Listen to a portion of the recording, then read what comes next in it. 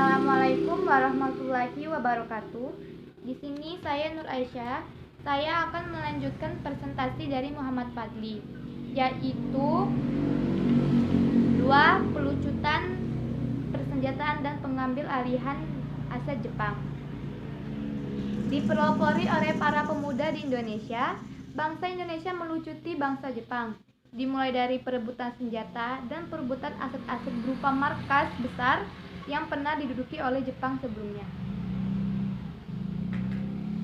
Yang selanjutnya adalah tujuan dari pelucutan senjata Jepang ini sendiri. Ada berbagai tujuan yang terdapat dari pelucutan senjata ini. Yang pertama adalah agar rakyat Indonesia mendapatkan senjata untuk sebagai modal perang. Yang kedua adalah mencegah agar senjata Jepang ini tidak jatuh ke tangan para sekutu. Yang ketiga, mencegah agar Jepang tidak membunuh rakyat Indonesia dengan senjatanya. Yang selanjutnya adalah daerah terjadinya pelucutan senjata Jepang ini sendiri.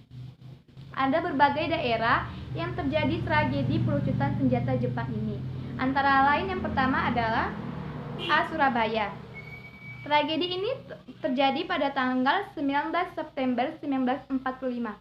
Tragedi ini dipelopori oleh orang-orang Belanda yang sebelumnya menjadi bekas Jepang yang berhasil menduduki Hotel Yamato dan berhasil mengibarkan bendera Belanda yang berwarna merah, putih, dan biru. Mereka mengibarkan bendera tersebut dibantu oleh para sekutu.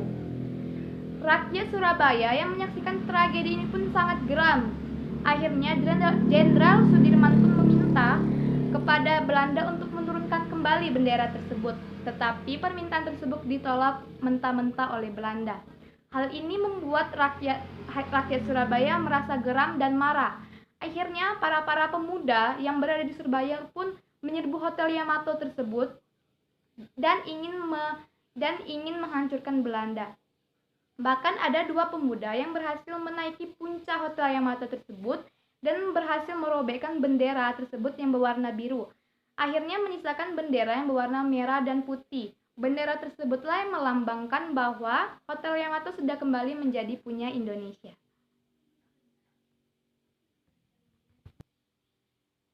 Yang selanjutnya adalah B. Yogyakarta. Tragedi ini terjadi pada tanggal 26 September 1945. Tragedi ini dipelopori oleh dari pemogokan pegawai kerja dari perusahaan ataupun dari pemerintahan yang dikuasai oleh Jepang sebelumnya. Mereka meminta agar Jepang mengembalikan perusahaan atau pemerintah ini kepada pemerintahan Republik Indonesia. Sedangkan para pemuda yang tergabung dalam Badan Keamanan Rakyat atau BKR berhasil melucuti senjata Jepang dari tentara Jepang dengan cara yaitu menyerbu Tangsi Otsukabuta yang berada di Kota Baru. Daerah heroik terjadi di yang ketiga yaitu Banda Aceh. Terjadi pada tanggal 6 Oktober 1945. Pada tanggal 6 Oktober 1945 ini, para pemuda dan para tokoh-tokoh masyarakat di Aceh membentuk Angkatan Pemuda Indonesia atau API. Dan pada tanggal 12 Oktober, pimpinan Jepang memanggil para pimpinan API ini. Dalam pertemuan tersebut, pimpinan Jepang mengatakan kepada pimpinan API bahwa meskipun Jepang telah kalah, keamanan Indonesia tetap menjadi tanggung jawab Jepang hingga datangnya para sekutu Indonesia. Hal inilah yang menyebabkan masyarakat menolak sehingga terjadinya bentrokan yang terjadi di mana-mana di berbagai daerah Aceh.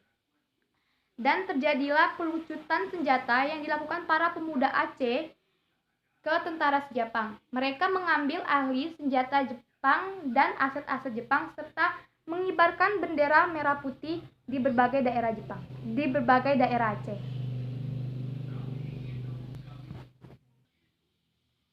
Baiklah, daerah yang terakhir yang terjadinya pelucutan senjata yaitu D. Sumatera Selatan. Tragedi ini terjadi pada tanggal 8 Oktober 1945.